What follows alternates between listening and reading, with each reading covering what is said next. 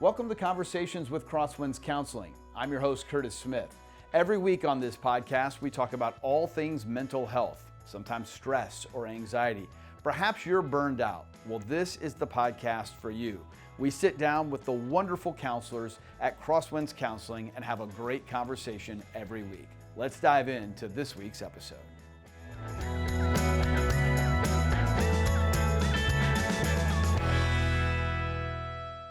Hi, everyone, and welcome to Conversations with Crosswinds Counseling. I'm Curtis Smith. Joining us today, Sheronda Moore. Sheronda is one of the amazing counselors here at Crosswinds Counseling. Sheronda, thanks for being with us on the podcast. Thanks for having me. We're talking about something that is so critical in our society, and that's mental health for families and parents who are going through foster care and adoption. And being in that process is so critical because we have so many kids in need of healthy families. And boy, it can break your heart to see what's going on with kids who are in need of fostering, in need of permanent parents. What are your tips to folks out there who are either going through that or maybe considering becoming foster parents and adoptive parents? Yeah, one of the things that I think gets overlooked as we're thinking about some of the trauma that these kids go through across, the entire conundrum for age ranges for them is the parent mental health. You're expected to look at providing a safe and supportive environment, but a lot of that comes from providing consistent, stable parenting.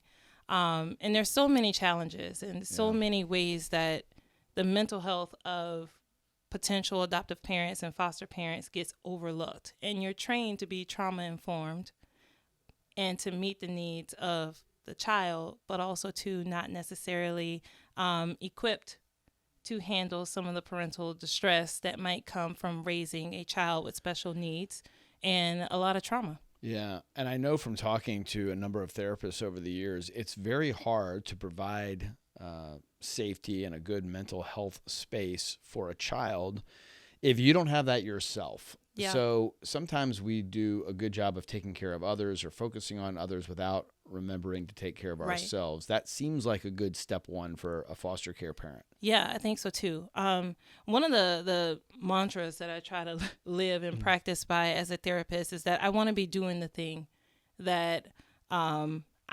encouraging other people to do. And so talking about this topic is near and dear to me because I'm doing it. I'm a foster parent with ambitions to adopt a child. And so I've been met with my own mental health challenges and stresses, and it does take a village. So I would say that that's the first tip is to find your village and find your home base and find something that grounds you. Because you're going to need it. It's an incredibly humbling experience. So that would probably be the first tip, is to find a village. Well, let me ask you about your personal experience. What, as you've gotten into it, what has been unexpected? What was your mindset coming in? What were your expectations? And what has it actually looked like? And how has that differed? Yeah. I laugh with my husband that I have a lot of textbook knowledge, right? I had all of the things and the coping strategies and all of the knowledge on trauma-informed focused therapy. As an occupational therapist as well, I've worked with kids that have had some developmental issues or challenges as well. So I felt like I had all of this knowledge and all of these things. So I was pleasantly and not so pleasantly surprised at how it feels to live and to take on someone else's trauma and to do that in a way that's graceful. Yeah.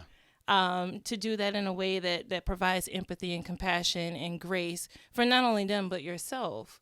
And trauma lived and experienced vicariously from somebody else is different.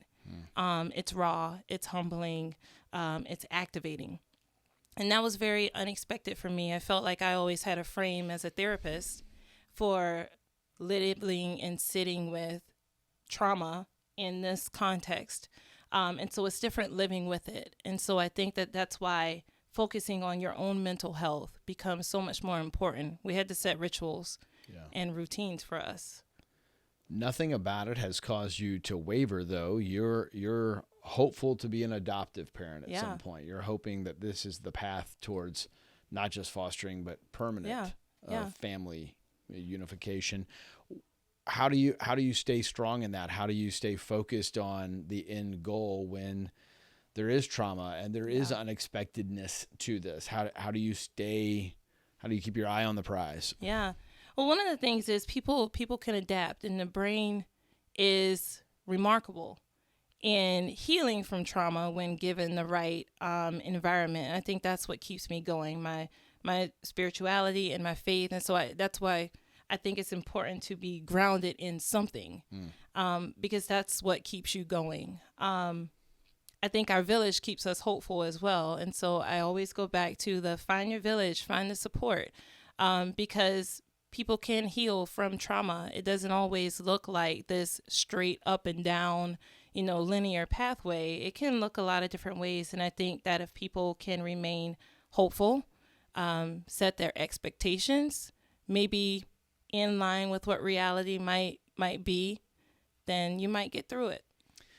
To me, just from the outside looking in, it feels like that unexpected nature of things is one of the biggest challenges. I think when you have your own child, they're there from day one, and you kind of see them grow into this full-fledged human being who has issues and problems, and you're in it from day one, and so you kind of know what the next phase is going to look like. Whereas with foster care or adoption, there's so much unknown. How big is that in this? How big of a piece of the puzzle is that? This unexpected, I don't know what's next, and I'm not 100% sure what I got myself into. Yeah. Well, I think that's a good opportunity for empathy, and that's where we've landed, because as destabilizing as it can be for the adults, you now have a window into how destabilizing it is for them. And the same things that you can give yourself to ground yourself and to regulate yourself, right? Consistency, stability, routines, things that feed you can also feed them. And so if people can lean into that unexpected nature, you've got a really, really good chance of understanding what your kiddo might be experiencing in their own unstable environment, because it is. And I think that's one of the beautiful things about it, is that you get to walk somebody else's walk, and we can't always put ourselves in that shoe, in another person's shoes. Yeah. You mentioned the village a couple of times. So community is obviously very important. Perhaps a lot of people haven't considered seeing a therapist and getting counseling while going through this. Talk about the importance of perhaps connecting with a counselor and what the benefits of that are as you go through the foster care to adoption process. Oh, yeah. One of the things that we were pleasantly surprised about with our adoption process is the focus that our stakeholders had on us making sure we had the right resources. Family therapy was one of them. And so for any prospective adoptive parent, that would be key for integrating this child into your family, into your life, and how those dynamics shift. But also, too, having a place for you as an individual to talk about maybe some of the grief that might come, the feelings of guilt that might come from loving a child that's being taken away from a biological parent, dealing with some of the dynamics, the anxiety and the depression that might come from it. So absolutely.